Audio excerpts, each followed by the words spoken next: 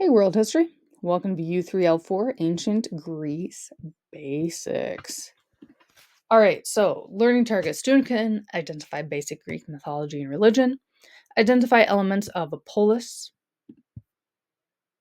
identify the role of warriors and farmers in Greek city-states, and explain how democracy in Greek is similar to US's democracy. Your job, you're going to answer, or you're going to watch the Ed puzzle. Any questions that are in blue text are going to be questions that I want you to answer directly on the Ed puzzle. Make sure you're also following along with your study guide. Anything in red text will be an important concept on the study guide. So make sure you're writing that down. And of course, if you have any questions, please let me know. So here's your first question. What comes to your mind when you think of ancient Greece?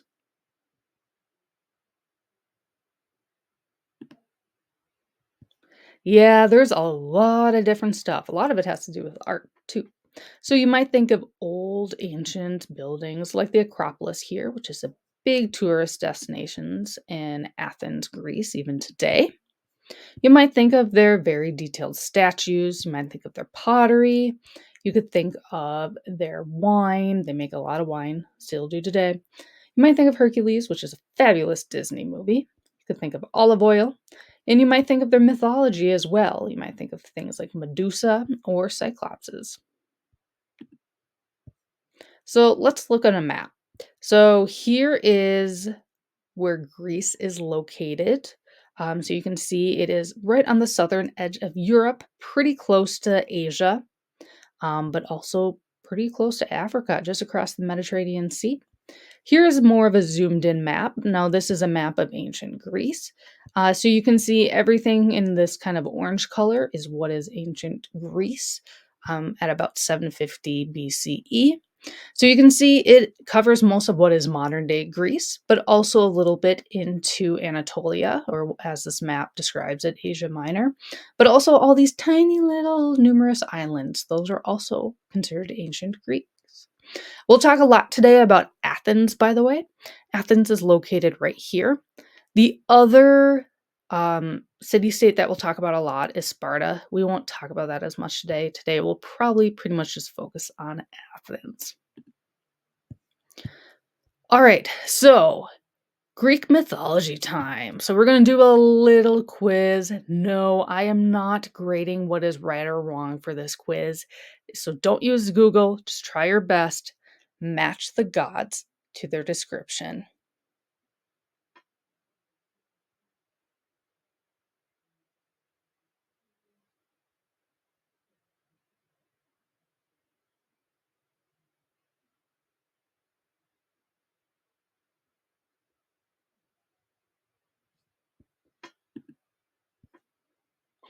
All right, so we got Poseidon. He is going to be the god of sea, storms, earthquakes, and horses. Hades, the god of the underworld. Ares, who is the god of war and courage. Zeus, the god of the sky.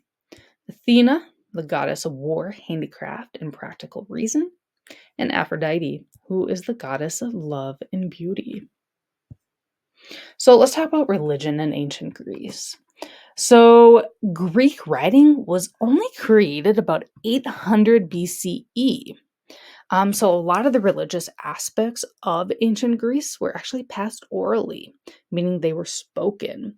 So because like the religious stories were spoken, there are a ton of variations of religious stories of ancient Greece. And the reason for that is, well, think when you pass down a story verbally, sometimes you might use different words or you might emphasize one thing over the other. That's why there's so many variations of different stories. It is also a polytheistic religion, meaning that there are many gods. And there are 12 main Olympian gods, and there are dozens of other minor gods. There's also Mount Olympus. This is a picture of Mount Olympus today. It is actually a real mountain in Greece, and the top of it is where the gods were believed to have lived. It is the tallest mountain in Greece. There's also temples throughout ancient Greece that held worship, sacrifices, and oracle prophecies. All right, let's talk about some resources. So, some resources that Greece had, well, you probably could have guessed this one, but it was maritime resources, meaning things from the sea. So, fish and other oceany goods. So, the one kind of downfall with ancient Greece and, well, Greece today is that the topsoil in Greece is super duper thin. So, that means it's not very good for farming. So when Greeks had a farm, they had to farm plants that had very low roots. So they typically farmed grains. But they did have other things as well, such as olive trees, grapes, sheep and goats, marble, clay, which was made into lots of pottery, and they also got resources like gold, timber, iron, copper, tin, and other grains from places like Anatolia, Cyprus, Egypt, and Italy via boat. All right, polis or city state. They mean the same thing. So, Greek landscape is very hilly. So, if it's not a hill, it's a valley, meaning there's not a lot of flat land. So, that also means that there's no widespread cities. Cities had to be pretty compact. So, this caused polis, also known as city states, to form. So, what a city state or a polis is that it's a cities within an immediate rural surrounding that is the center of political and cultural rule, meaning that there is a big main city center and then it had some rural farms surrounding it. And the city is its own country or kingdom. Okay. It is not ruled by like another bigger government. So, take for example, like Minneapolis, right? That's a pretty big city, but Minneapolis is inside the state of Minnesota. And inside the state of Minnesota is the United States, or the United States rules the state of Minnesota. So there's layers of government on top of the city. But when it comes to city states, they rule themselves. There is no higher power. And city states can be a few thousand people to several thousand people, Athens being the biggest. Acropolis. So this translates to literally top of the city. The city center would be located on top of a hill. So here's a question. Who do you think would live on or near the Acropolis?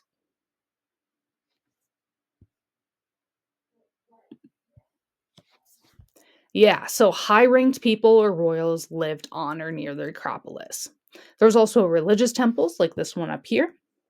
And it also held entertainment shows like dances, musicians, and plays. Agora. So, agora translates to gathering place. So, an agora is an open area or some sort of like plaza. Typically, government buildings were also located there, and it was really a rally point for citizens to voice opinions about politics and military affairs, but it also served as open air markets. So, here is a modern day picture of what an agora looks like in modern day Greece. So, you can see there's a wide variety of things being sold. So, you got food, you got some clothes in the background as well. And then here are some ruins of an agora in Athens today as well. So, rural citizens, we can't forget about them. We talk about cities a lot, but let's talk about the farmers. So, citizens who lived on the outskirts of polis were, of course, rural people. So, they were typically farmers or herders. Typically, they herded things like sheep and goats. And the main source of food for the city people came from these farmers. And these farmers were very highly appreciated members of society. They were not seen as outcasts, although they lived outside the city. And when they would come into the city, they were typically very welcomed. So, farmers were the first to be chosen to be soldiers in a war. So, wars between poli or city states were mostly about farmland because if you had more farmland, that meant that you could make more food. More food meant that you could have a bigger population. So, if farmers are battling in wars, what's the major problem with that?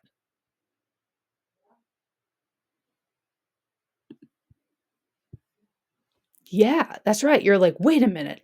If the farmers are the soldiers, like, who's tending to the farms? There's no one tending the farms. Oh my gosh, that's a huge problem. Actually, that's not wrong, or that's not right. That's actually wrong. And I'll explain why in just a couple of sentences. So let's talk about hoplites. So here's a picture of what like a hoplite would look like. So hoplites are heavily armed soldiers, and they are not full-time soldiers. They are citizens soldiers. Their soldiers would usually line up shoulder to shoulder like a moving wall when they're in battle, and they would battle neighboring poli or city states. So typically, if they did go to battle, it wasn't too far away. It would just be like the next city over.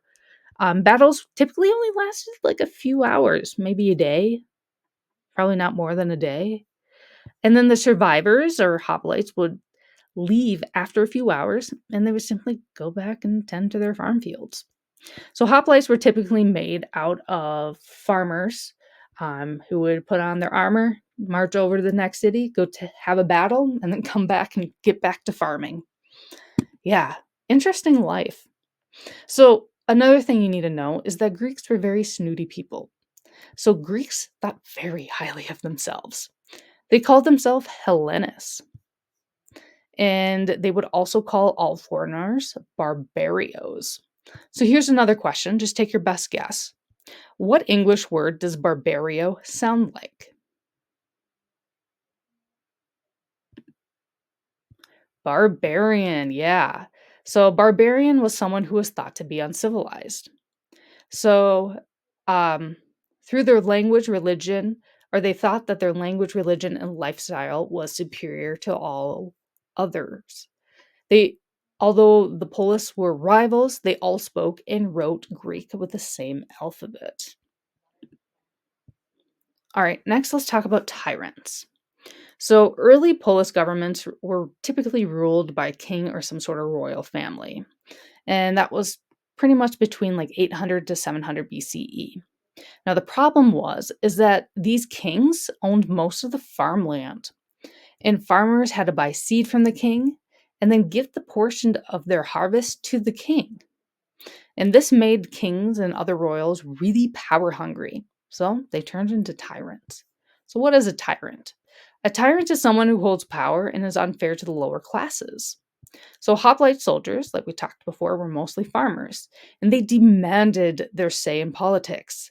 And this leads to the formation of a democracy. So, democracy is born. So, let's break down the word democracy. So, demo means people, kratos translates to power. So, people hold the power. That's what democracy means.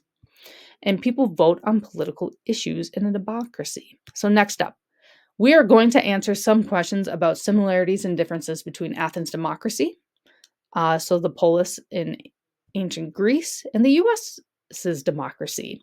And I don't expect you to know the differences between them all, so just take your best educated guess for the next few questions. On your study guide, make sure you're also writing down the similarities and differences in the lesson 4 Venn diagram. So here's your first question. Okay, direct democracy. That is when citizens debate and vote directly on laws that govern their city. So, who has a direct democracy? Is it the US or Athens?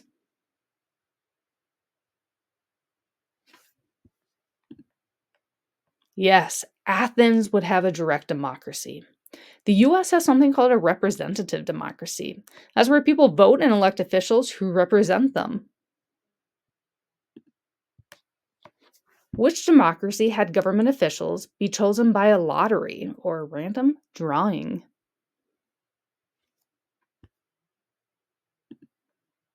Athens. Yeah, we don't have that in the US.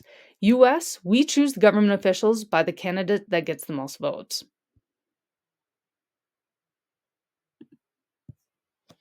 Which democracy finds citizens or paints a red X on them if they don't vote? Athens. Yeah, you don't see that in the US. In US democracy, no one can force a citizen to vote. Who is classified to be an Athens citizen? Choose all that apply. Yeah, actually, it's going to be all of these answers. So, an Athens citizen had to be male. Both of their parents had to be from Athens. They had to be a landowner, and they had to be free, meaning they're not enslaved. Who is classified to be an American citizen? Choose all that apply. Yeah, so to be an American citizen, you have to be born in the United States, or you can be naturalized in the US. That's where you're born elsewhere, but went through the documents and tests to become a US citizen. And there's also some other ways, but we're not in US government class, so I won't get into that right now. True or false? Athens did not have a constitution. False. Athens did have a constitution, and they had three branches of government. The first being the Council of 500, the second being assembly, and the third being courts. What are the three branches of the US government set up by the US Constitution?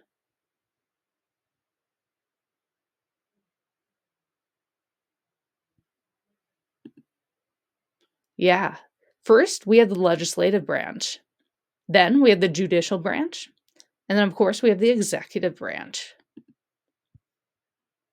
What percent of people in Athens could vote?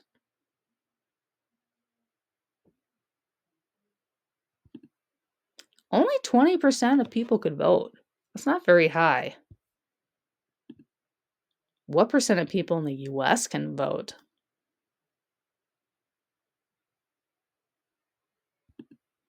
93%.